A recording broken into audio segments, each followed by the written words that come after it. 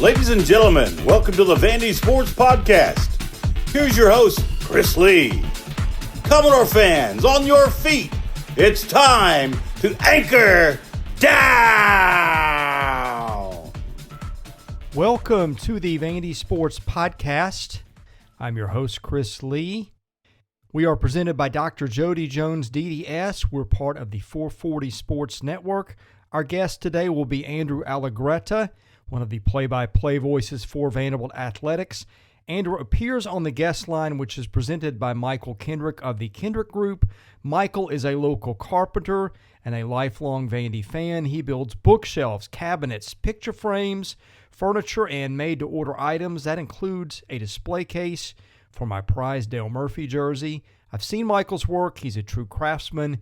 If you're in the market for custom woodwork, give Michael a call. That number, 615-830-9458. We've got another new sponsor to the show. That's Steaks. They are sponsoring our news line. There are a lot of big games coming up in college football this weekend, including Vandy's game at Alabama. So we went ahead and made some predictions in the Steaks app, including who wins straight up between Vandy and Bama, and also who covers the 40-point spread. We want to hear from our audience. If you agree or disagree with our takes, go to Play with Stakes. That's STAKES.com/14. Sign up for Stakes. Put your prediction on our question. If you use invite code Southeastern14 when you sign up, you'll get a double welcome bonus. Stakes is a place where you can play and bet on games for free. There's never a cost. You can win NFTs.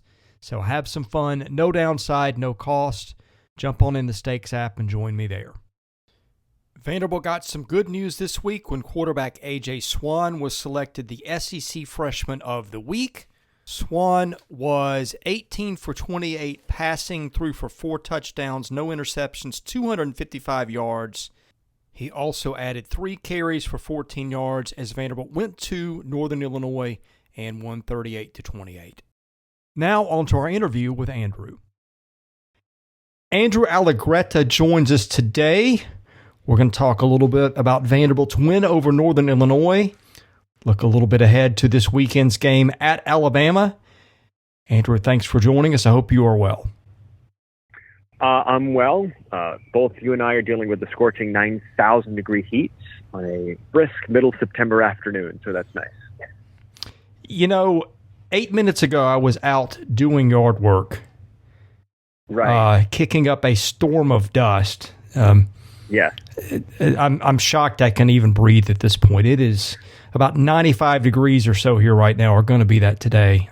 It's crazy hot in Nashville right now.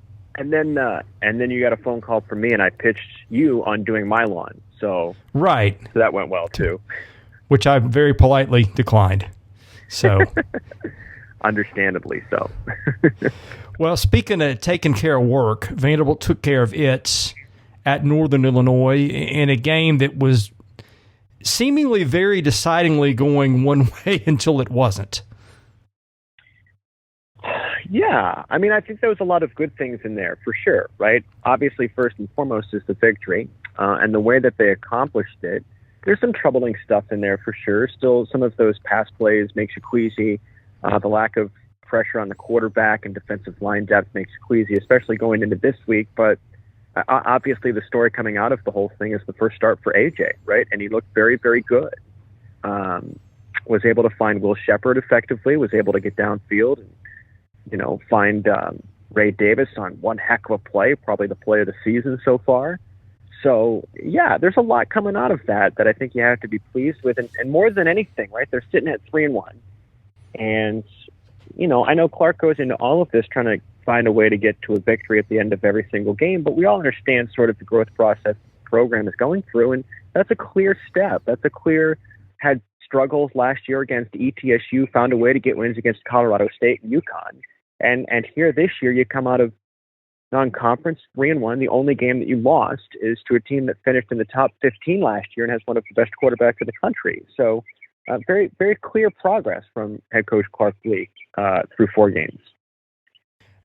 Andrew, I'm not a huge believer in momentum. I do think it exists to some degree. I think it is overrated. I think that thing that emotional fans get tied up in, that professional athletes and college athletes, although now they're professionals too, in a lot of ways, don't get caught up in. They just play the game and don't live it like the fans do. But having said that, my goodness, it felt like that 4th and 3 play where AJ Swann made one of the best offensive plays I've ever seen a Vanderbilt player make. It felt like that took the wind out of that Northern Illinois team, and like it was just a total flattening by Vanderbilt from that point on. What was it like being there, seeing it, maybe watching body language and crowd and whatever, if you could observe that? But it changed that game in a way that you rarely see a play change a game with that much time left. There was that one, and then Chris, there was the 4th down stop, and apologies for getting my timeline turned around throughout the course of that game. There was a 4th down stop, if I'm not mistaken, that happened in Northern Illinois territory. I just can't remember if it happened when it was 28-14 or 28-21. It may have been 28-21. But there was some gutsy calls by Northern Illinois in which Vanderbilt has been good in those scenarios, whether it's 4th down and short goal line, and they happened in rapid succession. I'm not sure if it's momentum necessarily that is the thing or the word, but I do believe in belief, right? And the collective sense of a sideline and needing a catalyst to change the emotional feeling of a football game or a baseball game or whatever it happens to be. I mean, there's a reason that they say hits come in bunches. And part of it is the opponent, and part of it is the belief and the confidence. And if your confidence isn't great, you miss by 6 inches and it's a home run. And I think there's some of that too. So yeah, I think, and if we're extrapolating off of that, I do think momentum and belief are larger factors in college, when the athleticism isn't quite as refined as it is in professional sports. I mean, the NFL is, like you say, it's sort of like, man, we're just moving chess pieces on a chessboard because everyone's got really high skills. And at a certain point, someone's going to make a better move. But I don't know if it's momentum or not, but there's no doubt momentum is a factor, and it also happened so quickly. Again, it probably was the 4th down play, the gutsy charge there from Clark to go for it, and then the stop that they got on 4th down, which I think happened after, if I'm not mistaken. I think it went play by AJ to make it 28-21, 4th down stop, and then they got the tying touchdown. So it happened so fast, and you know, that people are human, so you know, you kind of make gutsy decisions and you roll the dice, and maybe you don't think with poise quite in the same way. So there's no doubt that stretch in the 3rd quarter, you could feel it. You sure could feel it. Changed everything about that football game, the fan environment, the crowd, the plays by the players, all of that stuff. Okay, found the sequence for you. Yeah.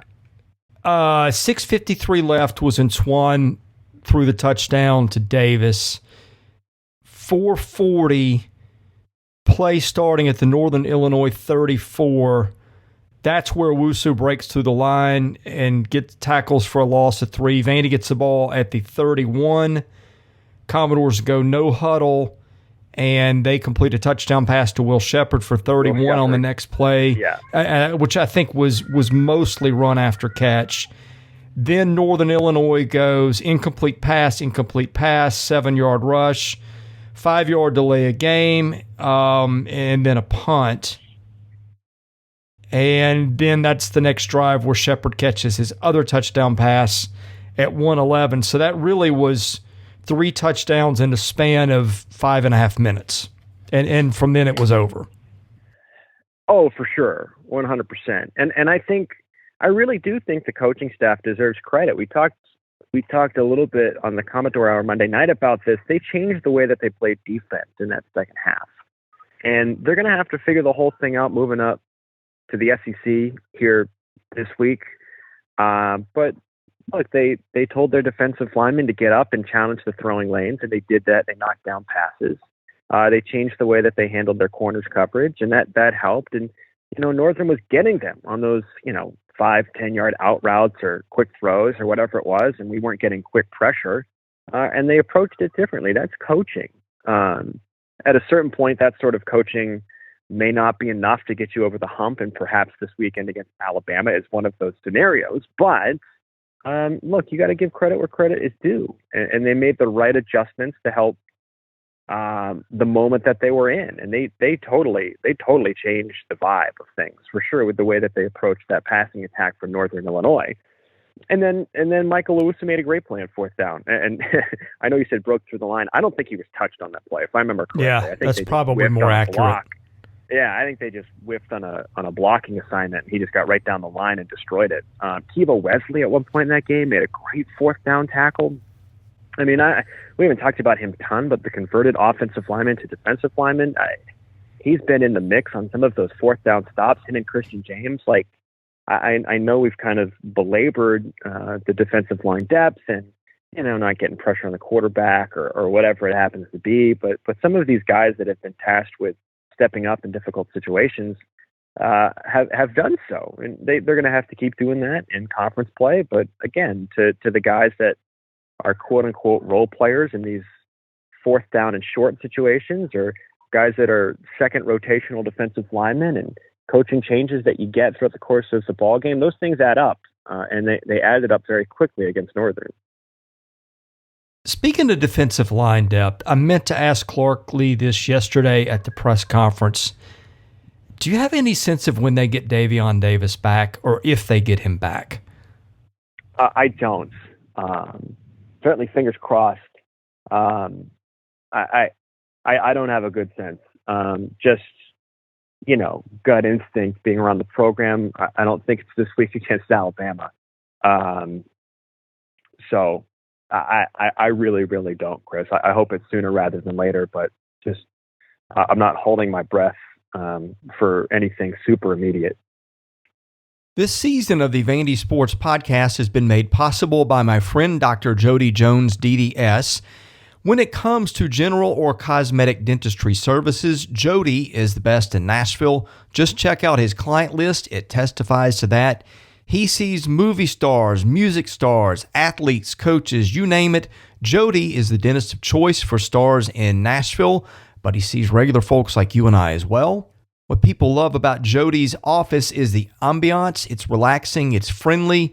Someone described it to me as a tooth spa. Whether your needs are general or cosmetic, go see Jody today. Call him 615-270-2322. See him at 55 Music Square East, not far from downtown or the Vanderbilt campus. Jody is a former Vanderbilt football player and a huge Commodore booster, so go and talk Vandy sports with him while you're there. Go see Jody Jones today. Thank him for his support of this podcast, because without it, this season would not be possible. The other one I was wondering about, and I've got him listed as a starter, Jalen Mahoney went out of that game early. He's listed as a starting nickel this week, but I think he only played 6 plays against Northern Illinois, which kind of made that a little more impressive, Andrew. They lose their best defensive back. They're getting thrown all over, and it just kind of changed in the last quarter and a half without a guy that I think they really need to have on the field almost every play. I just think it goes back to the way that they changed their defensive schemes. And Clark didn't reference this specifically, and perhaps it was me noticing one individual play versus noticing a bunch of plays.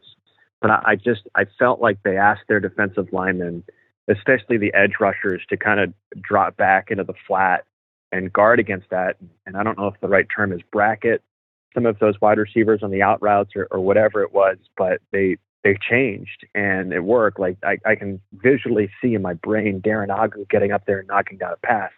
I mean, look, Rocky Lombardi gets hurt, and that's a factor in the story that we really haven't touched on. I mean, he's their starting quarterback. He had a great season last year.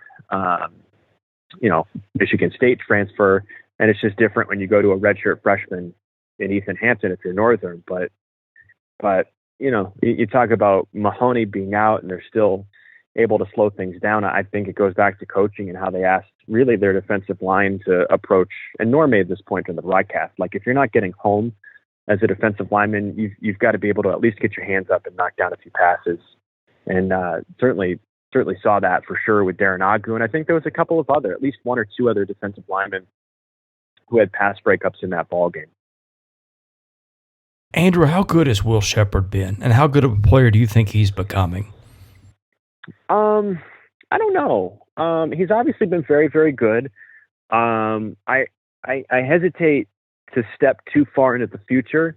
That was a very tough and physical matchup for Will with, I think it was C.J. Brown. They had their best defensive back, who's really a safety, I guess, for them, matched up on Will quite a bit to get physical with him. And Will was quiet through the first half, right? His 2 touchdowns come in the third quarter. They kind of come late. And the other thing that we don't necessarily know is some of Will's statistics are matched up with Mike Wright as the quarterback versus AJ Swann as the quarterback, and they're different. So you get Will engaged differently with AJ than you do with Mike, which is no disrespect to one or the other. It just is. So I don't know. I mean, he's got a lot of things that you like. I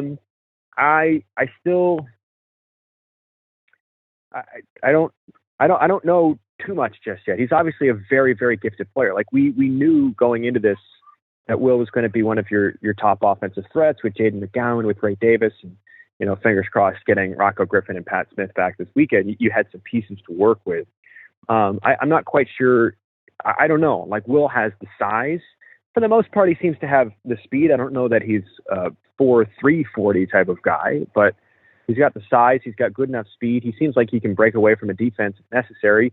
I want to see him get matched up with some like hyper physical corners who have good size, and can he go win a jump ball on something down the sideline? I hunch that he can, and we've seen him have really, really big games, but he's going to start drawing more and more attention. If you go 10 catches, 171 and 2 scores, like you're going to draw a lot of attention this week from, Nick Saban. And now you're going to have to figure out how to manage that. And that's partly on him, and that's partly on the schematics of the offense for Joey Lynch to find space. But, I guess talk to me in about a month, and we'll see how Will responds to the extra attention from defensive coordinators in the league.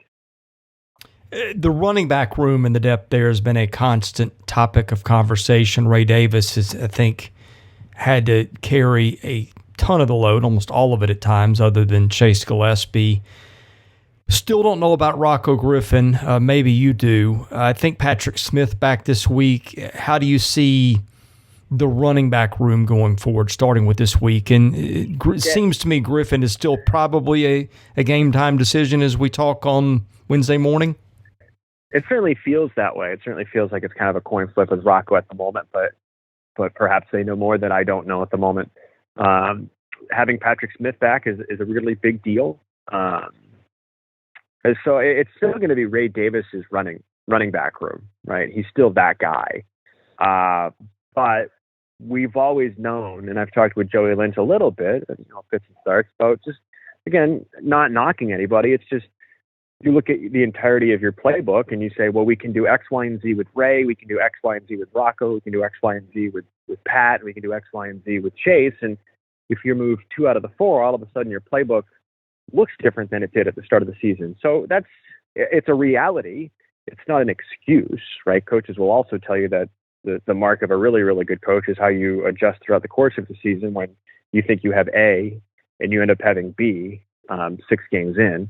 So it's not an excuse. It's just, okay, the playbook looks differently. So all of a sudden you get Patrick back, and well, let's see how he finds creative ways to expand the playbook back out and get people involved that weren't involved previously, just based on the pieces that you can put on the field. So it's Ray's running back room, but I like the fact that you've got Patrick coming back, and hopefully Rocco Griffin coming back to spell Ray a little bit too, because that's going to be a lot of punishment for Ray throughout the course of the season if they don't have a little bit of pressure relief with backup running backs. Vandy finally got Devin Lee back, and I know he was a little probably more limited than he will be down the line, probably fewer snaps, but how much do you sense that helps things on the defensive line? I just think all of the bodies matter. I don't expect Devin to be at full strength just yet, because of course not, right? Like, I'm sure he's healthy, but there's a difference between full strength and healthy.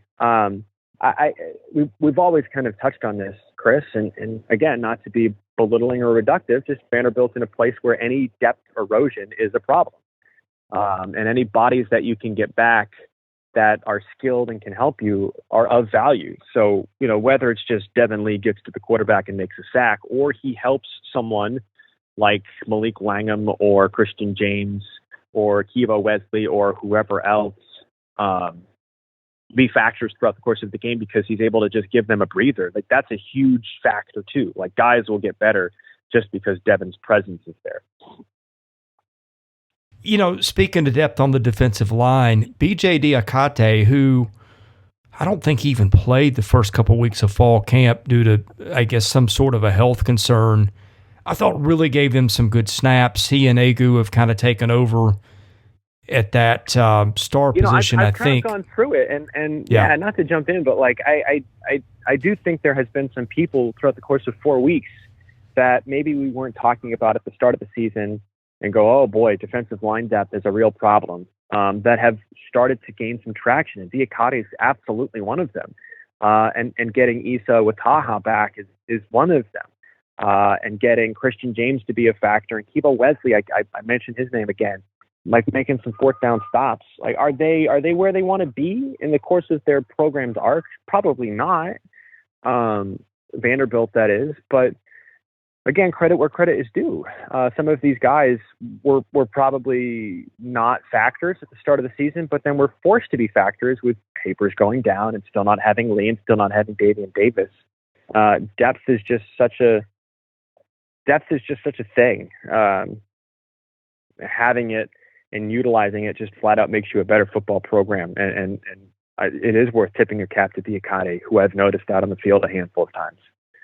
Well, and he's just one of a lot of new guys, Andrew. I mean, you look, there's a little bit of a youth movement going on because you've now got a true freshman starting quarterback. You've got a redshirt freshman left tackle who's not being talked about, which is usually a pretty good thing, in Gunnar Hansen. You've got Jaden McGowan, who's a starting receiver, who's made some plays. You got Chase Gillespie, who has served as a backup at running back. Probably won't be the primary backup from here on, but he gave them something they needed. We've talked about Agu and Diakate. Jadias Richard got 31 snaps, playing, I guess, the nickel corner. On that long, yeah, he also got smoked on that long touchdown pass by Northern. But he's also been a factor too. Like that's the freshman thing, right? Like, you have a massive kind of moment, and it turns into a huge touchdown pass. But he's also been a factor in the positive too. So, you know, there's any ways that you can frame it. I think the fact that Vandy has had 2 freshmen of the week in the first 3 weeks. Yeah, I mean, it's. We don't want to just sit here and again talk about what's going to happen in 2 or 3 years, because ultimately the task is to win the game in front of you, and Clark, as much as anybody, knows that. But we talked about that with him on the Commodore Hour Monday night too, and he just it's validation of what's happening, and it's validation of the people that bought into this program when they were selling it in first class 22, right, their first recruiting class. It's validation of, this is what we think we can be, and if you come along with the journey with us, it's going to be something pretty special. We're going to have to recruit in a different way and develop our players in a better way than the rest of the league. But again, McGowan, AJ Swann, 2 freshmen of the week in the first 3 weeks. I mean, that is noticeable, and it's pretty loud to me. And I would be almost surprised if one of those 2 guys, and maybe even Darren Agu or something like that, finds their way to another SEC Freshman of the Week at some point down the road here, the rest of this season.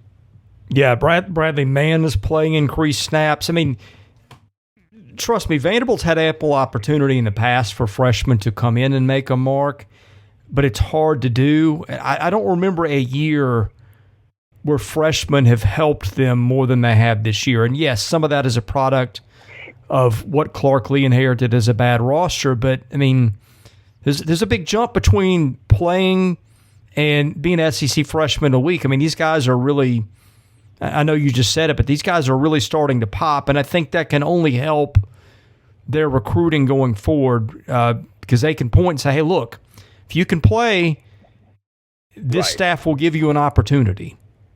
That's right. And you're going to come be a part of something that has seen tangible results. And you know, speaking of the coaches and fits and starts too, it's like they recognize that this 22 recruiting class has a chance to be special. Now it has to come together and, you know, all of that sort of stuff over the course of 3 to 4 years, but they they are cognizant that this recruiting class that we're seeing start right now has a real tangible chance to be special.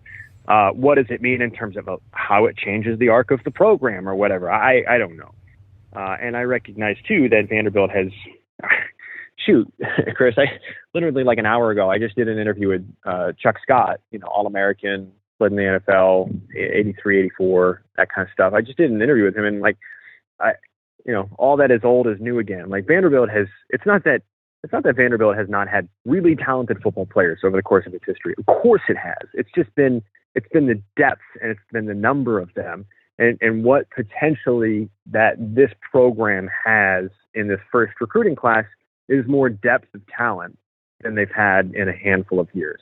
So, they got to keep stacking recruiting classes for it to really, really matter. But they're on the right track with this group, and we've seen it in 4 weeks. Are you ready for the mailbag? Let's go. Our mailbag is presented by Sutherland and Belk, a family-owned injury law firm. If you or a loved one has been hurt in an accident, give Taylor or Russell a call. That number 615-846-6200. See what your rights are and if they can help. Okay, this from Ann Arbor Door. Vanderbilt baseball has a fall game in Las Vegas against Arizona State. The stadium looks really small, so guessing fan attendance is not an option. Is that correct? And will you be broadcasting that game? One, and I apologize, I do not know. And then two, I do know. What's the dates? What's the date? I don't know. I mean, I would think there's a good chance, unless it's October the 29th, and I think it's earlier than that. It's going to conflict with the football game. Yeah. The answer is no. We won't broadcast it. I'm hopeful, especially since it's a road venue like that. Perhaps that they'll do some sort of simple, basic streaming. I don't know. When we do the black and gold, World Series there, we try to do a radio broadcast. But when they're on the road for fall ball, we're pretty tethered to football during this time of year, which, there's like and I don't, not to get into the weeds on the broadcasting world, but there's pecking order is not the right word, but there's a respect and kind of a natural alignment of things where you're going to be honoring the sport that is in season. Yes. Right? Yeah. So we're honoring the football season as it is going on, and then we will devote all of our resources to the baseball season when that comes around, and the basketball season. But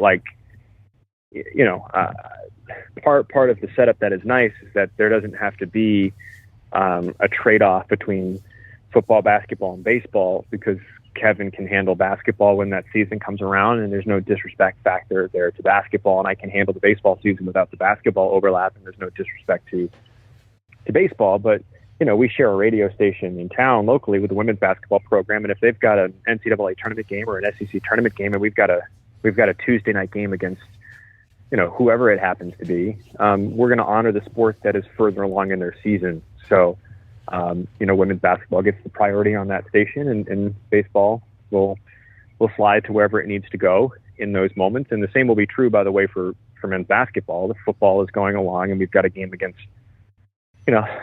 candidly, I've not looked at the overlap, but if there was a conflict with Florida or Tennessee, then the men's basketball games would slide to a different station to honor the sport that is furthest along in their season. So that's a very long-winded answer to say, no, I will not be traveling out there for those fall games. But we do make our best to broadcast games that are on campus when we can during the fall.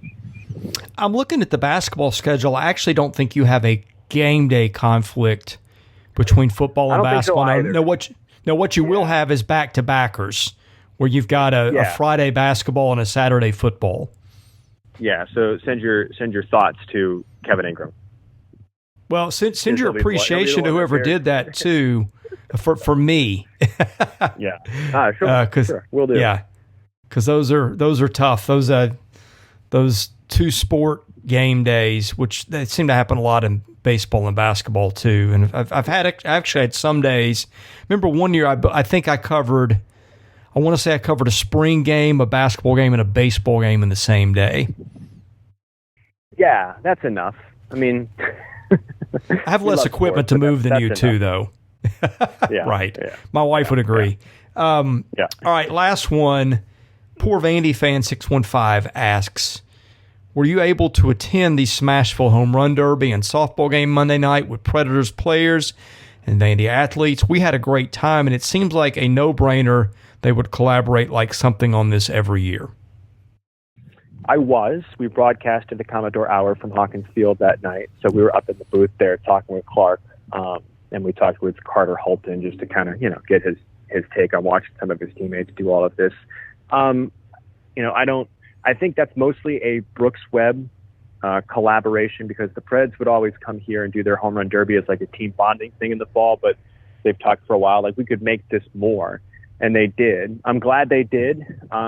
I'm hopeful that they'll do that more in the future. I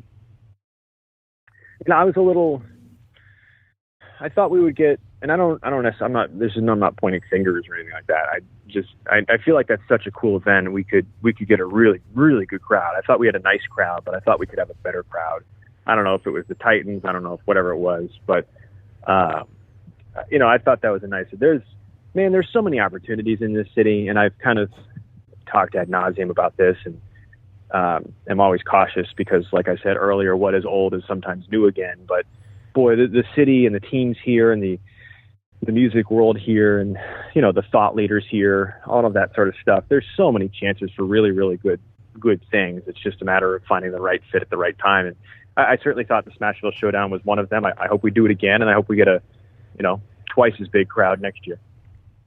Andrew, any parting thoughts on Northern Illinois game, the upcoming Alabama game? Any notes with the broadcast that you'd like to make? The floor is yours as we finish the show today. Yeah, as always, not really. I appreciate people listening. If you got questions for Clark Lee during the Commodore Hour, you can always send them my way on my social media accounts, just A. Allegretta on Twitter. DMs are open. But we've also, and I've posted this, we've got kind of a website form and Q&As where if you ever feel like you want to reach out and ask Clark a question, those old call-in shows, some places still have them.